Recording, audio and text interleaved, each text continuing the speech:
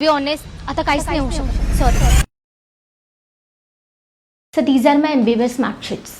Nice, very good marks. But unfortunately आम्ही तुम्हाला MS ला ऍडमिशन देऊ शकत नाही. Sir, but why? त्याचं उत्तर तुम्ही यांना विचारलं तरच बरं होईल. ओम साईराम.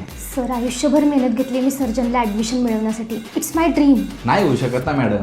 तुमच्यासोबत अजून एक मुलगी आहे जिला तुमच्यापेक्षा फक्त 1 मार्क कमी, तिचं सिलेक्शन झालंय. मग माझं ऍडमिशन व्हायला पाहिजे ना? नाही ना मॅडम, तुम्ही ओपन कॅटेगरीमध्ये येता आणि ते रिझर्व्ह कॅटेगरी, मग त्यांचं झालं admission. Sir, this is not fair. म्हणजे मी फक्त ओपन कॅटेगरीमध्ये आहे म्हणून तुम्ही मला अशी वागणूक देता? हे बघा, माझ्या आई वडिलांनी मला शिकवलंय की सगळे लोक समान आहेत आणि सगळेजण इक्वल आहेत. मग ही समानता तेव्हा कुठे गेली होती जेव्हा 4 वर्षांचं रिलेशनशिप तुम्ही हे सांगून तोडलं होतं की माझ्या घरचे लग्नासाठी तयार होत नाहीयेत कारण आपली कास्ट वेगळी आहे. वेगळी होती तर आधीच सांगायचं ना. प्रॉब्लेम हा कास्टचा नव्हताच, तुम्हाला श्रीमंत नवीन मुलगा मिळाला. सर, प्लीज असं करू नका ना. हवं तर त्या मुलाची मी माफी मागते ना सर, पण प्लीज मला ऍडमिशन द्या ना. मॅडम, ओपन किंवा रिझर्व्ह कॅटेगरी असलं काय आपण मानत नाही, सगळे इक्वल आहेत, पण कर्म हे भोगावेच लागतात ना.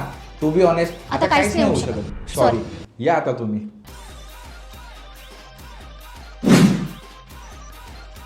हाव, तुम्हाला हवं तसं केलं मी. आता तरी ती बंदूक काढा.